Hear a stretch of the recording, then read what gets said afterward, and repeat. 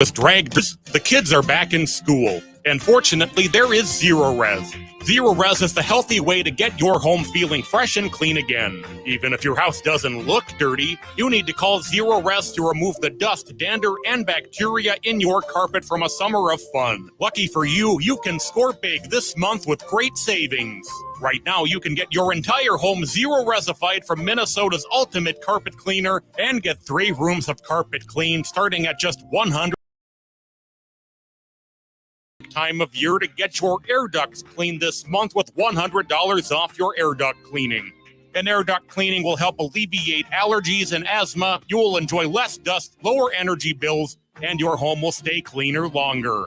Schedule your appointment today at ZeroResMinnesota.com or by calling 952-ZERO-RES and asking for the AM 950 special. Zero Res. This is Chad, owner of AM 950, here to tell you about the exterior construction company I trust, Snap Construction. If your home was hit with the most recent storms, trust the most well-reviewed exterior construction company, Snap Construction, for a free home inspection. This is Ryan, owner of Snap Construction. There are a lot of great construction companies in town. My advice is to take your time and do your research. Make sure they are locally owned and that they guarantee their craftsmanship for life. Also, you want to find a company that's been in business for at least 10 years. You want to work with a company that's going to be there long after the work is done. Snap Construction has handled thousands of claims and will help you through the process. Don't go with the out-of-town fly-by-night contractor. Most storm damage goes missed by the untrained eye. Trust Snap Construction for your free storm damage evaluation. For your free storm damage evaluation, call Snap Construction at 612-333-SNAP or visit them online at snapconstruction.com. That's 612-333-SNAP or snapconstruction.com. Hey, Cudahy to all my friends and relatives in 4 directions. This is Robert Pilot of Native Roots Radio presents I'm Awake. I'm here to ask you for your support. Finding honest Native-centered news is not easy. But with your support, we're able to provide accurate information about Standing Rock, Line 3, treaty violations, and COVID-19 in our Native communities. Please visit Native Roots Radio Network on Patreon and donate if you can. That's Native Roots Radio Network on Patreon. Pinigigi, and thank you for your support. With a look at your AM 950 weather, I'm Patrick Lilia. Showers and storms possible tonight with an overnight low of 61. Then another chance of rain and storms on Friday with a high of 76. Nightingale is your cozy, comfortable neighborhood bar and restaurant at 26th and Lindale in Minneapolis. Come in for the famous Nightingale burger or the ginger tamari chicken wings. View their menu or place a takeout order at nightingalempls.com. Portions of Native Roots Radio may be pre-recorded. It's a good day to be indigenous. Get up, stand up. They are going to become more brutal. Couldn't cut, any cut again.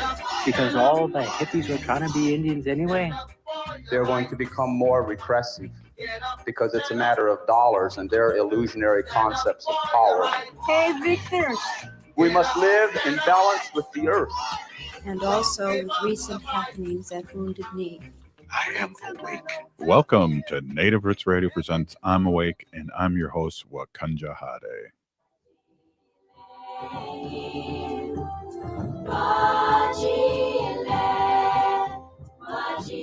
Hey, Cudahy to all my friends and relatives in 4 directions. You need the Native Roots presents I'm Awake, and we always start the show out is that Native issues are human issues and human issues are Native issues. You are absolutely right, Dega. And this portion of the show is supported by the Minnesota Indian Women's Sexual Assault Coalition.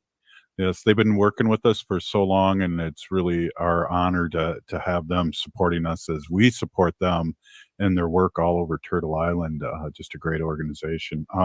We're here with Robert Lilligren, and we are we're going to be talking about some things here. I just got a phone call, so it was really weird and just threw me off a second there. But welcome, Robert Lilligren, CEO of Native American Community Development Institute here in the Twin Cities in Minneapolis. Thank you so much for being on. It's always our pleasure. And I just got to tell you this before we get going, Robert. We ran into a lot of people at the fair. We run into people and it's just, they recognize my voice or come see me, and it's just like, I just got to say, there's just this show wouldn't be what it is without guests like you. And really, no one wants to hear me mumble, and it's great conversation that we always have with you. Yeah, well, Chimigwech, Robert, and Buju Haley, Buju Robert. It's great to be here. I really appreciate it. I enjoy our time together, and we never quite really know where this conversation's going to go. I know. I always feel bad when you say that, because I remember we would plan on stuff, and I would go south on you, and thank goodness Wendy has been on the show for so many years, would say, ask Robert what he wants to talk about in this segment, when we have a commercial. But it's always great to talk, and always fulfilling. And I think our fans, if I can put it that way, and the people that listen to us really enjoy our kind of fireside chats each week. I agree. Well, I enjoy them anyway, but it does surprise me how often I hear out in the community, oh, I heard you on the radio. I heard you on Robert Pilot show. They really, folks listen in.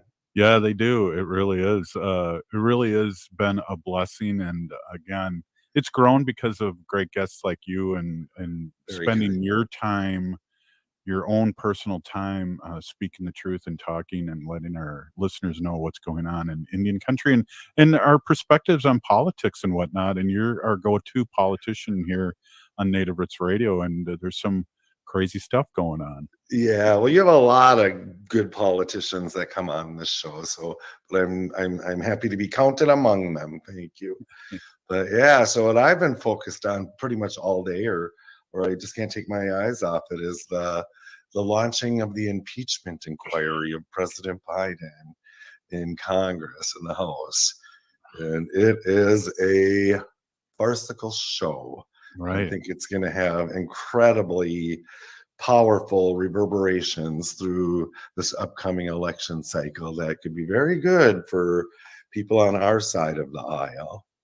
Well, what's interesting too is I hear people, politicians, our best and brightest, supposedly say these outrageous things, and say things that are totally not true to their constituents, and make it true. And it just blows my mind.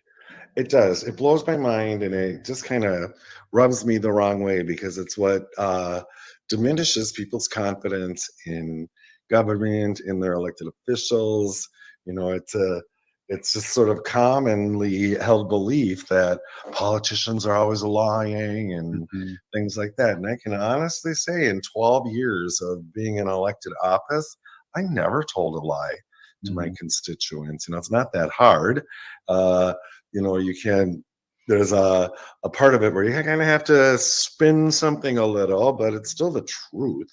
But yeah, people like Marjorie Taylor Greene, who Congresswoman, who most people feel is the true Speaker of the House right now, and she seems to be pulling McCarthy's chain on this impeachment inquiry, and I just don't know where it's going to go. Hunter Biden can't be impeached. I'm guessing he'll likely be prosecuted for something, but he's not the president. There's no credible evidence linking his activities to the president. So I don't know where they think this impeachment inquiry is going to go, but I have a hunch it's really going to stir things up. Well, you remember that Hunter Biden had a fine, and he paid back the IRS with the gun thing, and then that wasn't good enough for the Republicans, and they revved this back up, and they're these are things that happened years ago, and I think he's been sobered up, and I think he paid back the IRS the money he owed, and so it's really bizarre. And I also hear the drum pounding about Hillary again too, and it's like, what the heck? It amazes me. And you look at Hunter Biden; he's a troubled guy, right? Yeah. And we certainly are no strangers to trouble, and within our community, within our families, I think people are generally sympathetic, right? And I think people respect that Joe Biden would stand by his son when he needed to, but he's but it's this lack of evidence that amazes me. And there's a Trump era finding opinion by the Department of Justice, the DOJ, that says that an impeachment inquiry needs to move forward after a vote of Congress. Right. And that was something that Trump really held up. And I don't know if they're going to get that, vote of Congress. And if you look at it, there are 18 Republican members of Congress who represent districts that were taken by Biden. Yeah. Won by Biden strongly in some cases. Their voters aren't going to want them supporting some impeachment inquiry. And so I have a sense that this really may upset the apple cart. Democrats only need to win 5 seats to take back the majority. And I think that this impeachment inquiry makes that more likely. Yeah, and it's bizarre. We have our own politicians like Stauber that will go up and talk about these great bills that were passed that he voted against, but he doesn't say that. And then we have that Boebert who talks to her people in Colorado totally different than she talks when she's in Washington. Right. Well, and of course, when there's money involved, right, they want to bring home the bacon that they voted against. Right. And it's so shameless. And they're not really bringing anything home. Their more reasonable Republican colleagues and the Democrats brought the bacon home. And you bring up Lauren Boebert. I don't know if you saw the clip about her last night. She got thrown out of a theater in Denver. You know who I am? Right. Do you know who I am? That she was disruptive and vaping and filming, taking video and just, It's the upside down world. And I don't know, are we going to head back to civility? I heard that just on the news here yesterday that Mitt Romney is not running for re-election, and he's kind of become the voice of reason in the Republican Party, but he said he'll be like 84 if he runs again. So right.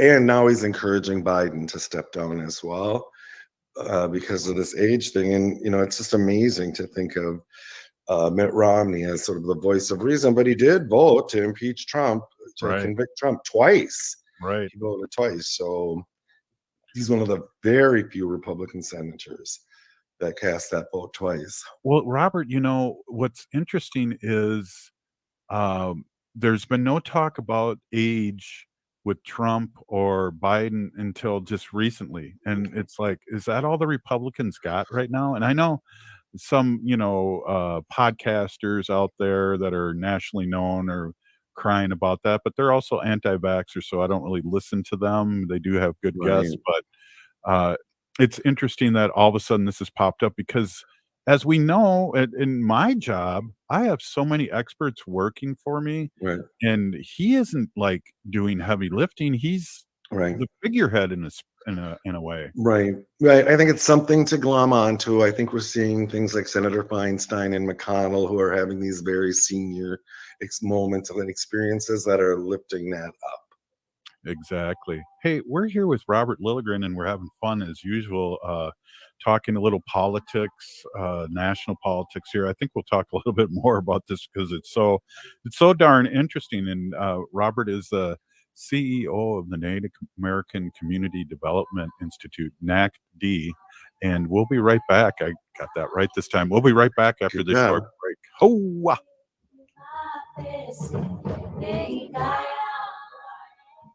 We are your relatives. We are your relations. Brothers, sisters, sons, daughters. And some of us are your grandchildren. We are your community. Historically, we held places of honor and respect. Because of the impact of colonization, some of us are rejected, thrown out from family, friends, and community, set up as targets for sexual violence, sex trafficked, humiliated, tortured, and murdered. Everybody has the right to be safe. We are your relatives. Remember, homophobia is not traditional. Sponsored by the Minnesota Indian Women's Sexual Assault Coalition. Back to school season is here. And while this is an exciting time for parents, kids, and educators, let's not forget how far we've come in our battle against COVID-19. We're in a better place, but COVID-19 is still here, and we need to continue to help protect our communities. With the flurry of new schedules and classrooms, let's not overlook the fundamentals of staying safe. Wash your hands regularly and watch for any symptoms like fever, chills, a cough, or shortness of breath. Should you or someone you know have COVID-19 symptoms, Stay home and get tested. Find more tips on continuing to be safe at health.state.mn.us. Let's have this back to school season be a time of renewed commitment to our collective health and brighter future for our Native communities. Again, find more tips on continuing to be safe at health.state.mn.us. This message is brought to you in partnership with the Minnesota Department of Health. From chasing fall colors on a scenic road trip to epic hikes, fall festivals, apple orchards, or long hours on a patio, fall in Minnesota offers clear blue skies, an endless tapestry of color, and unmatched beauty, perfect for setting the stage for any colorful adventure. Plan your dream trip at exploreminnesota.com. Sponsored by Explore Minnesota, aired by the Minnesota Broadcasters Association and this station.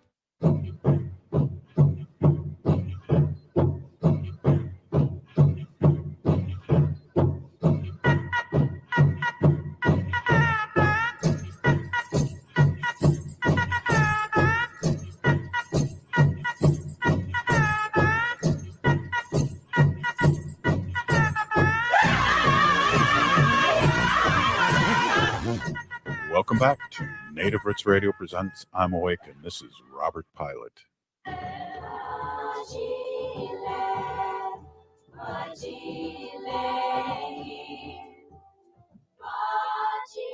Hey, welcome back to Native Roots Radio presents I'm Awake, and I'm your host, Robert Pilot. This portion of the show is supported by NACD, All My Relations Art Gallery in Minneapolis. Hey, we are here with Robert Lilligren, CEO of Native American Community Development Institute, NACD, and I'm working on that, You're doing great. Haley and I were talking about, off the air, about how it took me 2 years to say Mary Kunish Podine, and then she changed her name back to Mary Kunish, and, it's just like, it's just my cross to bear here. I can't It can be a challenge. Hey, so we touched a little about national politics, but I think let's talk some Native stuff here. What do we got coming up here? I know there's a lot of things coming up. Yeah, there's so much coming up. Of course, we have Indigenous Peoples Day coming up on October 9th. And so the community is just planning like crazy to make it very meaningful. There's things going on throughout the metro area here in the Twin Cities. There's a parade in St. Paul. We'll start the day, and I know, Robert, you like to attend this, but with the sunrise ceremony at Minneapolis, which is one of the premier lakes in Minneapolis, which was renamed not long ago from its offensive former name, and now it's Minneapolis. We gather there around 7 o'clock sunrise, and I always remember this on October 9th is 7:15 a.m. and this ceremony grows every year, and there's prayer and recognition of the water, and a lot of people show up. A lot of VIPs. Our congressperson shows up often, our mayor and others. And they don't show up there to be showy or to speak. Right. They really show up there to be with community. Yeah, and I remember last year Omar was there, and they didn't mention her because she was so low key, and I had to go over and talk to the MC and say, "Hey, right, she's here," and they gave her a shout out because that's huge. And I remember having her on the show and not really, when she first ran years ago, and not really on top of Native issues. And I think she's really become a great advocate for us and learned so much. I agree. She is a great friend of the Native community. This is Congresswoman Ilhan Omar, who represents most of Minneapolis, or maybe all of Minneapolis, and some suburban communities. And she shows up at for Native events. I was so glad that you went and told the MC that at the sunrise ceremony. Had you not done it, I would have. And again, she wasn't there to speak, but I think just to show respect, she should be acknowledged. And she does that a lot. Yeah. She'll show up at big Native events, and I'll always go up to her and say, Congresswoman, would you like to speak? Would you like to address the crowd? No, I'm just here to be with the community. So we always acknowledge her. And she has brought home the bacon to our community too. She brought $3 million of federal funds to our Indian Center rebuild recently. And Yeah. So I'm You know sorry, I who? didn't mean to interrupt you. No, I'm interrupting you, and I apologize. But you know who always else used to and still does show up in incognito is the former governor Jesse Ventura. Have you Oh noticed that? yeah. It's crazy. Oh He's yeah. Yeah. been a He's big been at our supporter. MMIW march and things like that. I've walked with him a little. He's such an interesting guy. I met him when I was first running for Minneapolis City Council. He was at an event a friend of mine was holding, and so I ran up and I said, "Hello." He was governor then. Right. And I said, "Hi, Governor. I'm Robert Lilligren. I'm running for Minneapolis City Council." And he didn't like the administration that was in place there, so he says to me, "Robert, you got to get that clique out of City Hall." And I go, "I'm trying, Governor. I'm trying." And he says, and he puts his hand on my shoulder. He said, "Robert, if you touch them, they'll vote for you." I'm like, okay. And I think he meant shake their hands or touch people, but I think it could Right. mean touch them in the heart, So he Right. gave me some good campaign advice That's all hilarious. those years ago. That's It was really hilarious. funny. I got a good Yeah. impersonation of him too. He goes, years ago when he was wrestling and they had that pretend war with Grenada. I don't know if you remember that, but he was wrestling and he was Navy SEAL and he came to the ring and he was a bad guy all those years. And he said, "I just got back from a vacation in Grenada," and the whole audience just applauded. That's good. Yeah. But I He's can quite a relate. character. Yeah, but that's the support in incognito. We really appreciate that because at the time when I'd see him in years past, I was the selfie king before I became an elected official, and now I've kind of settled down on that. And he said, "No, don't take a selfie." And it's like, okay, that's cool. I respect that. I have Interesting. Yeah. Yeah. because he didn't want to Yeah. be So, found out, that he's there yeah. supporting. He wants to be Yeah. just a No, I normal hear you. person.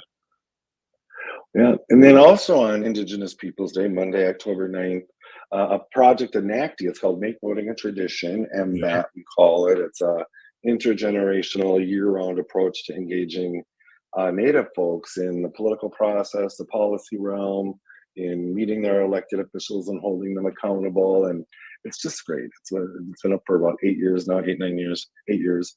And on October 9th, from 12 to 4, we're going to be holding a candidate forum. Cool. And yeah, and Native Voter Registration Day.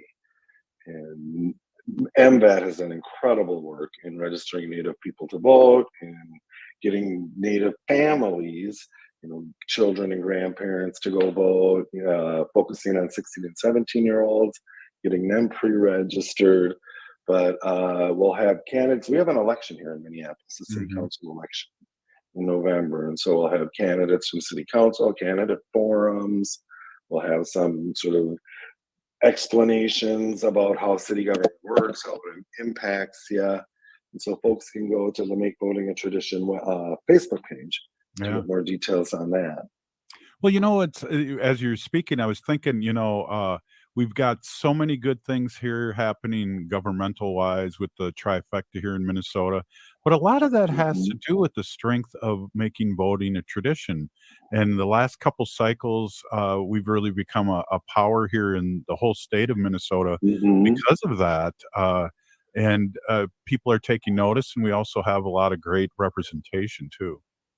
We do have great representation here. And then Make Voting a Tradition organizers went up north during redistricting a few years back and really influenced and impacted the congressional map up in northern Minnesota. So for the first time in history, the 3 big reservations in northern Minnesota are all in the same congressional district.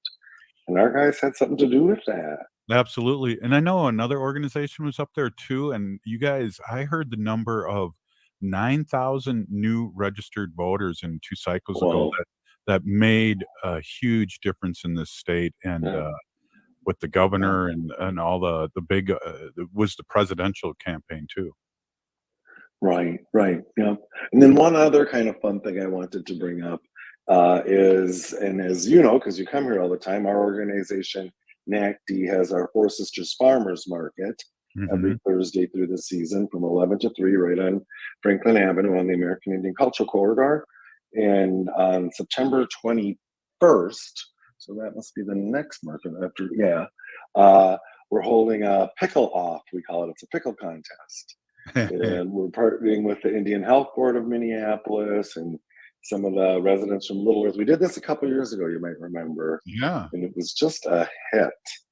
And so on the 21st, we're going to have our pickle contest. Explain that to everybody. Yeah, so people enter, community people who have made pickles. We have different categories, cucumber sweet, cucumber dill, cucumber hot, other kinds of pickles. And so September 21st at 11:30 at the farmers market. And at the last one, it was right before an election, a city election. And so we incorporated a big candidate forum, and our community here, Little Earth of United Tribes, was open their garden or their farm, and they just got a new pizza oven, so they were making us all pizzas. But it was a huge hit. And one of our high-profile city council members, who rarely has come out into the Native community before that, came out, and she ended up winning her category. What? And she thought we had rigged it for her. And I was one of the judges of it. We didn't know. We had no clue. Cool. So she's going to come back, Lisa Goodman, Councilmember Lisa Goodman, to defend her title. Nice. And it's such a good relationship building opportunity. And we get some folks who don't get down into the Native community that often, down in the community, sort of demystify our community, right, and show how welcoming it can be. So yeah, that's September 1st, 11:30 to 1:30 at the Fort Citrus Farmers Market. Haley, you better get those cucumbers cut up. I got a good recipe there, and we can get you in there. And I will be there. Win for Ho Chunk. Yeah. Yes, I will be there. I yay. I don't make my own pickles, but I will eat the pickles. So not sure if you made it to the fair and had the pickle lemonade, but I heard that was pretty good. Oh my gosh, no, I did not. So that The governor, Lieutenant Governor loved that. Yeah. Well, and so for folks who are listening from out of state or something, we have a Native Lieutenant Governor, Peggy Flanagan, my whiter sister, and we're so very proud of her. She's so present in the community. As you are, and we really appreciate you stopping in, Robert, and your busy day. And I know all the committees and groups that you're part of, and you've always been a glass ceiling breaker for our Native community. And we just want to say, Pinigi, thank you so much for stopping in.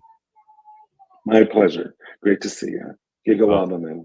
All right on. Hey, it's Native Roots Radio presents I'm Awake, and we'll be right back after this short break. Stay with us.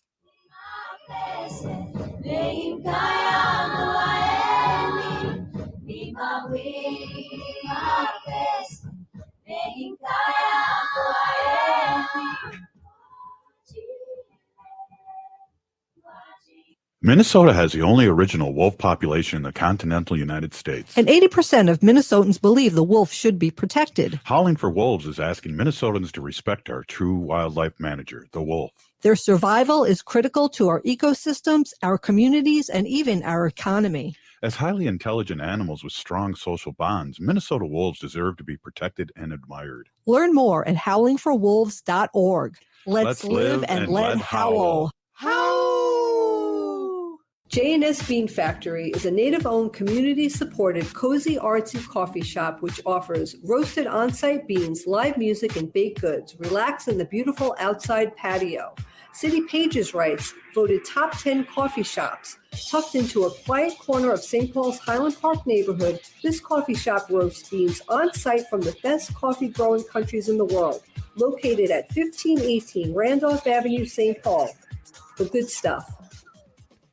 You work hard for every cent you make. You have bills and you have goals. Choose a bank that's going to support you along the way. That's Fair Financial Banking. No overdraft fees, no minimum balance, no credit score required. Call 651-262-2173 to talk to a Fair Financial enroller to open your account today. Keep more of your money. That's fair. Fairfinancial.org. FAIR is a program of Prepare Plus Prosper, a nonprofit organization, and is not a bank. Banking services are provided by Sunrise Banks N.A., member FDIC.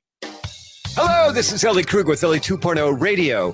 Now my show will be on Saturdays from 10 to 11 and replayed on Sundays from 1 to 2. You will get to the best of Ellie 2.0 with talking about idealism with guests who come in and who are idealistic, who are trying to change the world.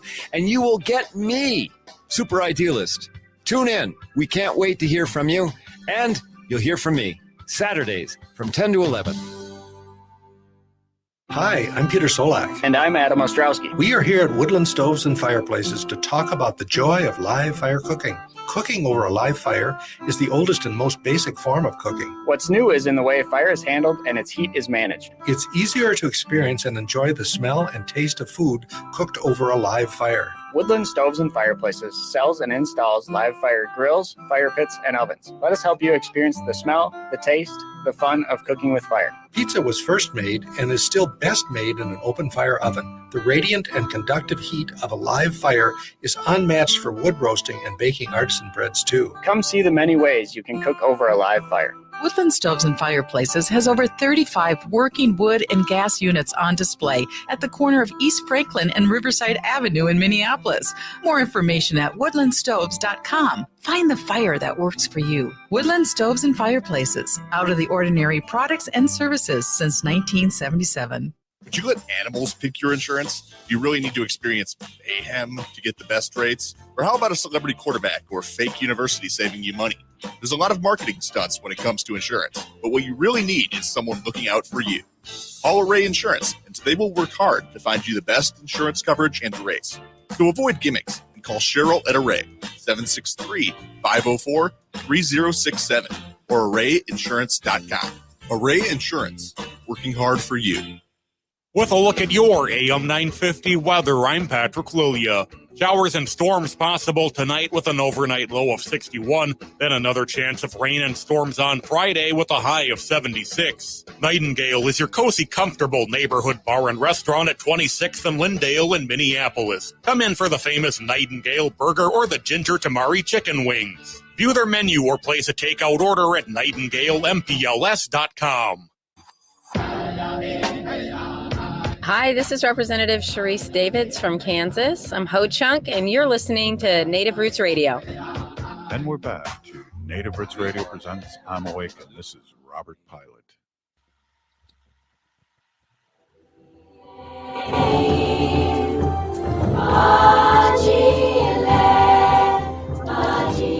Hey, welcome back to Native Roots Radio presents I'm Awake, and again, I'm your host, Robert Pilot.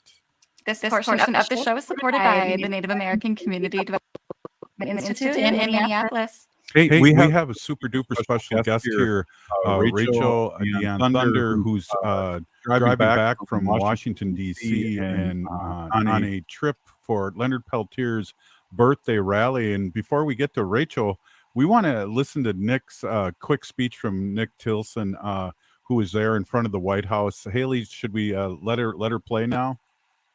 Absolutely. Oh, here we go.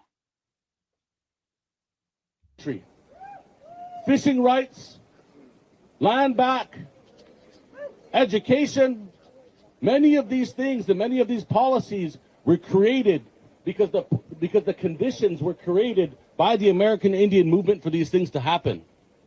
But one of our relatives, Leonard Peltier, has not been able to benefit from those changes. Has not been able to benefit from the very things that he fought for, from the very movement that he sacrificed to build. Right on. Yes, absolutely. Hey, we're here with Rachel Dionne Thunder, and that's just a little excerpt from what was happening yesterday and the day before in Washington, Fishing D.C. rights, land back. Yes.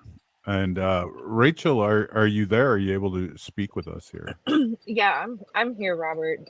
Thanks for having me on. Hi, Haley. So that short clip that you just heard was Nick Tilson, president, CEO, founder of Indian Collective based out of Rapid City. And Indian Collective and Amnesty International co-hosted an action yesterday in Washington, D.C. at the White House on September the 12th, which is Leonard Peltier's birthday. So this action was called the Leonard Peltier Free Leonard Peltier 79th birthday action. So yesterday he turned 79 years old, behind bars, held as an indigenous, as a native political prisoner for the past 47 years of those 79 years of life. And I am on the road. I am driving right now. I'm back here in Southside. We flew back early this morning. There was a caravan that was a part of this action that was planned by Indian and Amnesty International that went all the way from the Jumping Bull camp on Pine Ridge in South Dakota to Rapid City to Minneapolis and on into DC. And they're scheduled to be back here Southside, I believe, around 2 a.m. tonight. So they're on the road on their way back. But, yesterday's action, you just heard like a small snippet of Nick Tilson speaking. There were a lot of really, really great speakers. And I don't know if you guys have that flyer that has the names and photos of those speakers that you could put on the screen. But of course, there was Nick Tilson. There were members there of Leonard Peltier's family, his children. Chauncey Peltier was there present, and so was Kathy Peltier. Then there were speakers such as Dallas Goldtooth, infamous for reservation dogs, for Res Dogs. He actually emceed the event. The president of the National Congress of American Indians was there, and she spoke. Suzanne Harlow, and just Nick Estes, he's here in Minneapolis. He teaches at the university. So there were a lot of really powerful speakers and speeches, and several hundred participants, made it there in DC for the action. And so we marched from several blocks away to the White House with the drum and, gathered there kind of on the street in between Lafayette Square and the White House, and had the speakers, had medicines, had singing.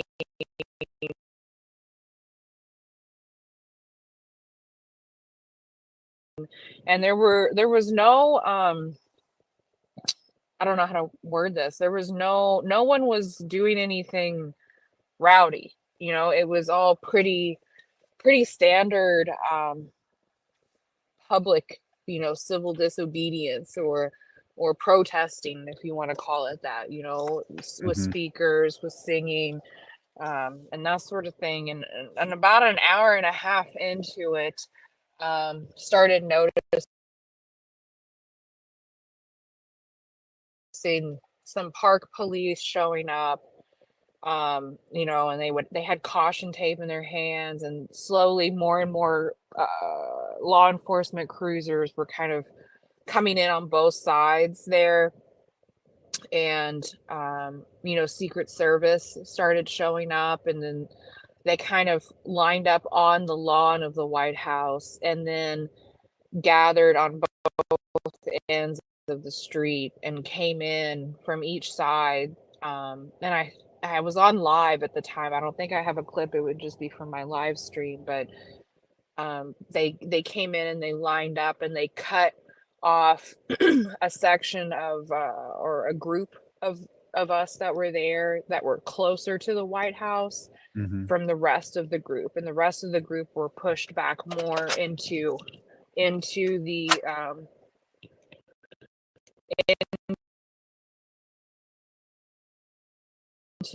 into the park, into Lafayette Square Park there. And so when they did that and they cut everybody off, they ended up taping off the street on both ends so nobody could get in or out from that area that they had kind of blocked off with the people still in there.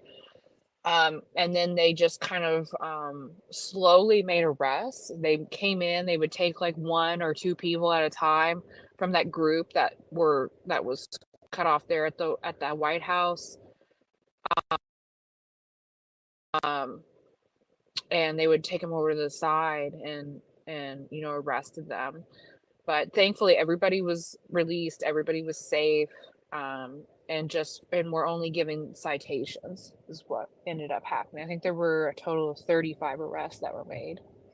Rachel, what was their reasoning behind this? Because again, we've seen a lot more crazier things from MAGA and people like that at the White House, that they don't get arrested or don't even get they get protected more than anything. And here we are, a couple hundred Native Americans and allies and people watching this in front of the White House, and then they slowly make a plan to cut you guys off and shut you down and start arresting people.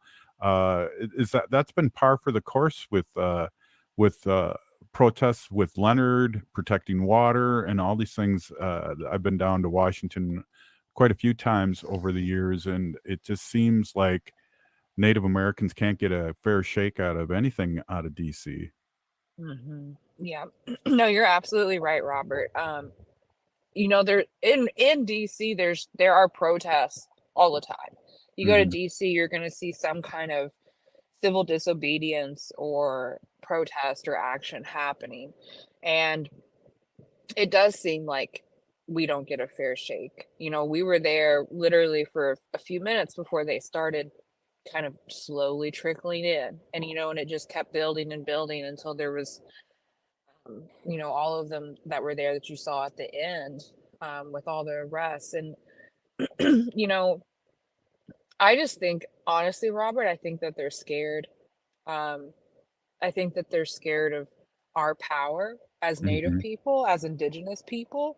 I think it scares them, seeing Indigenous people unite. We talk about the eagle and the condor prophecy, that unification of our people here in North America with South America, and those numbers, and that power that comes with our people and our connection to the earth and our medicines and our songs and our ceremonies. That's something that they don't understand, Right. because to them they understand a dollar. And when they see that kind of power that they don't understand and that they can't control, that scares them.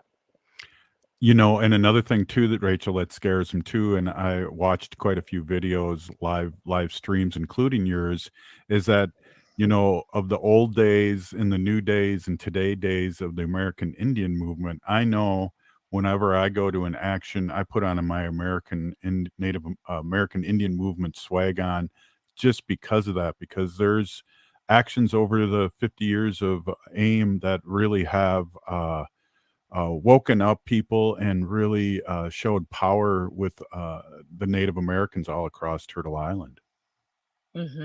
Yes, and Leonard is a part of that power, of Right. that resistance. 47 years ago. Well, actually, you really want to get technical, about 49 years since he was originally arrested in Canada.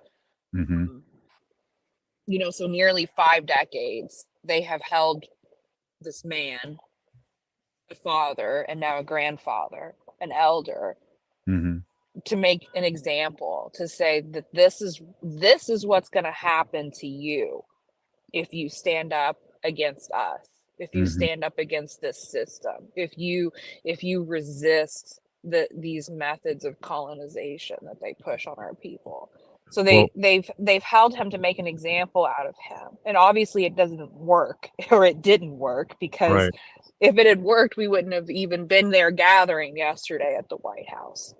Well, and I was at Standing Rock 4 or 5 times. I can't remember, for a few days at a time, bringing firewood and materials, and the police were acting the same way there as they were in the 70s, 80s, the uranium, and it was bizarre, a militarization of police, and police from Minneapolis were coming there, and we deal with that when we were protesting with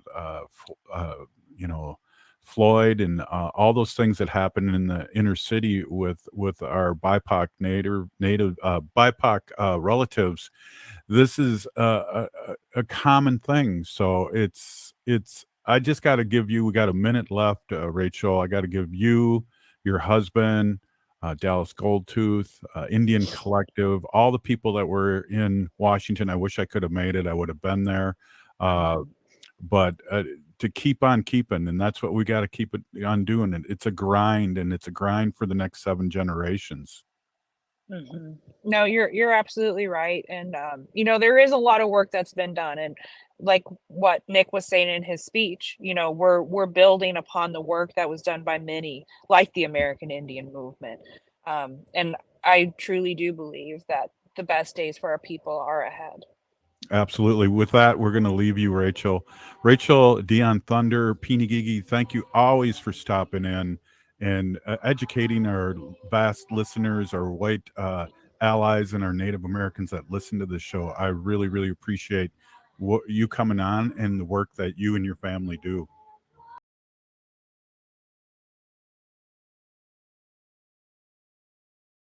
Live music and baked goods. Relax in the beautiful outside patio.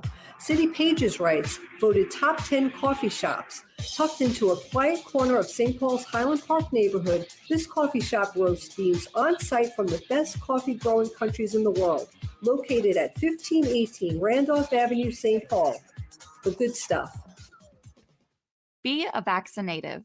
It's time to come together and talk about the urgent need to stay up to date on COVID-19 vaccinations to protect our heritage, our loved ones, and our future.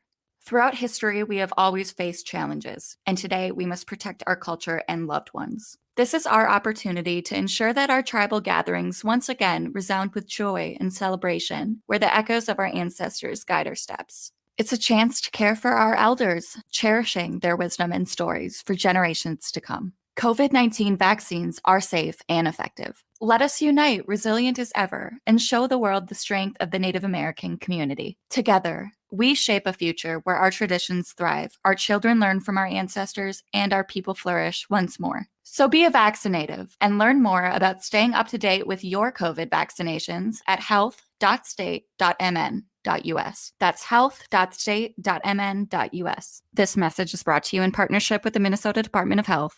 Hi, this is Gina. Matthew, I will not read this next line. I'll be your snookum-wookums. Fine.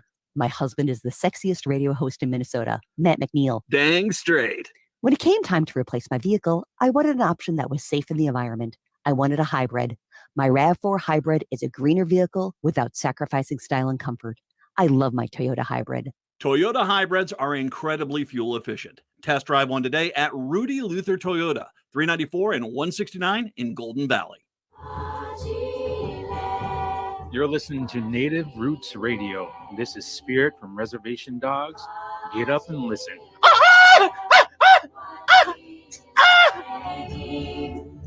Welcome back to Native Roots Radio presents I'm Awake, and this is Robert Pilot. This portion of the show is supported by Howling for Wolves, protecting wolves for future generations. How? Hey, Karagi, welcome back. Producer Haley Cherry here with you. Chasha Pewangoe Ne Ko-Chunk Nation, Eagle Clan descendant. I recently made a little shopping trip to the city of Brooklyn Park, Minnesota, and was so happy to come across this place as they had everything I was looking for my little weekend project.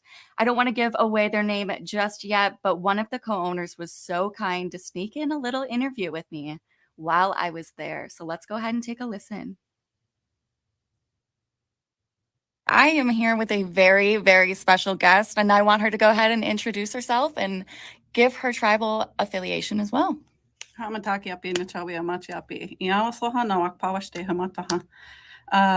is Jessica Travis. I come from Standing Rock and Cheyenne River.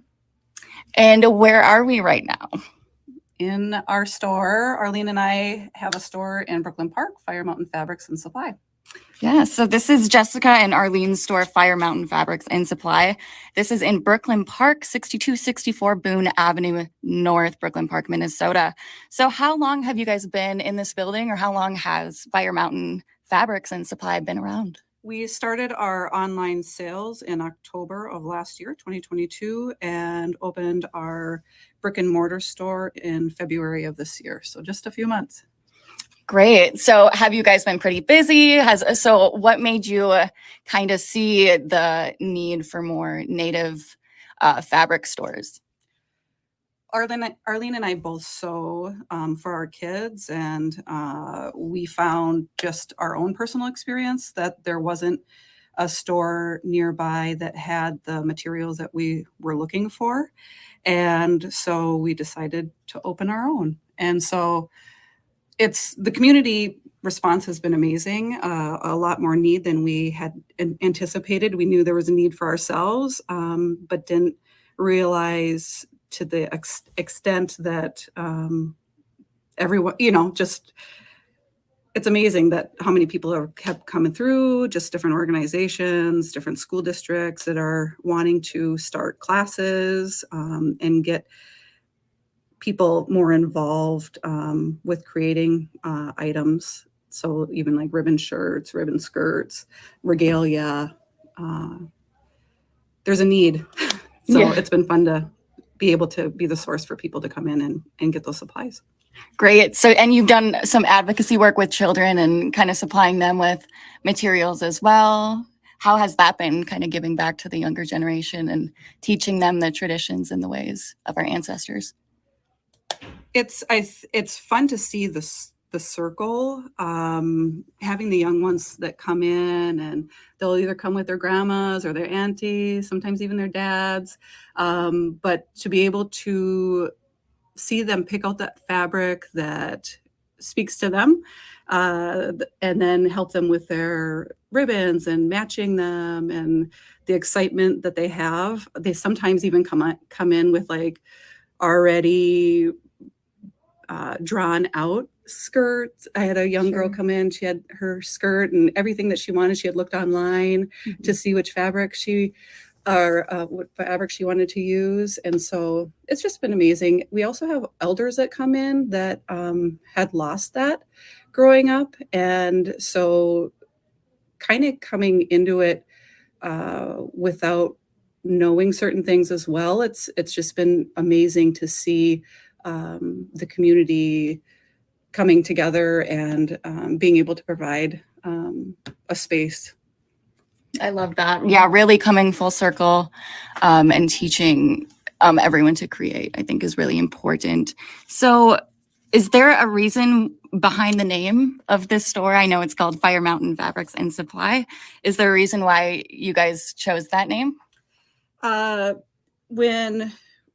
Before we started our store, Arlene was diagnosed with stage 4 ovarian cancer.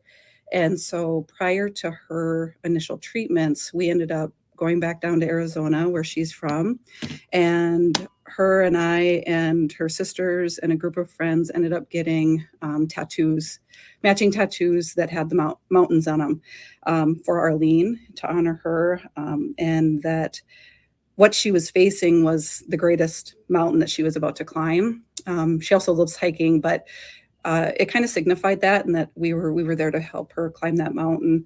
And so we wanted to put mountain into it at some, into our name for sure. And then we decided fire, just because of, with our ceremonies and stuff, that fire helps heal, and it's medicine. And so that's why we decided Fire Mountain. Love that. And do you guys have a website too for people who are out of state, or maybe who don't live in Minnesota, that they can go to your website, check out, and maybe order something? Yep, we do online sales at firemountainfabrics.com. All of the supply, we have inventory online, but we do have more in the store. We do orders for large groups as well. So if there are groups that are out of state and aren't nearby, they can email us at info@firemountainfabrics.com, and we can send them a separate invoice. And then we make sure that we have the stock of fabrics that it might show up that we don't have it online, but we might actually have some in store that we'd be able to get for them. Great. And then just walking in here too and looking around, I saw that you guys put together little kits to make your own ribbon skirts, and I saw maybe a ribbon shirt too as well. How important is that? Do you see a lot of people buying the kits that are already put together? I feel like that's just a lot more efficient of a way for maybe a beginner or someone who is coming in here that's really overwhelmed and maybe doesn't know where to start. So how popular has the kits been? Kits are very popular.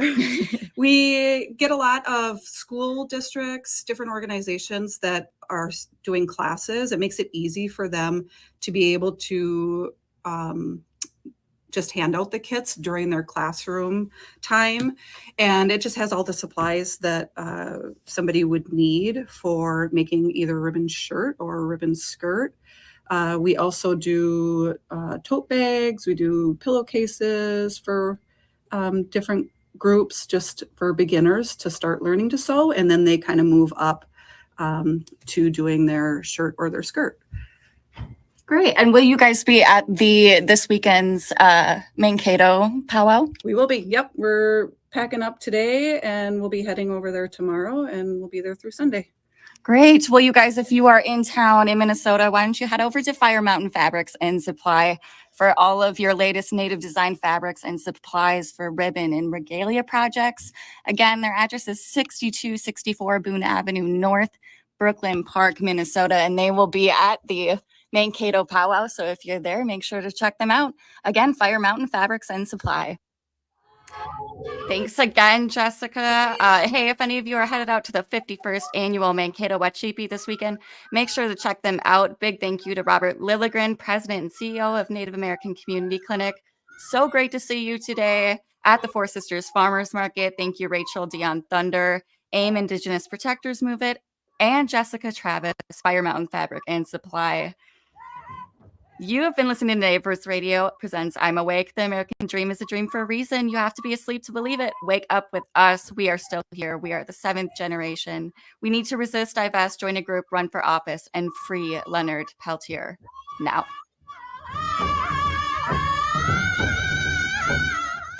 The Tom Hartman Show. Now that's Smart Radio, AM 950, KTNF, St. Louis Park, Minneapolis, St.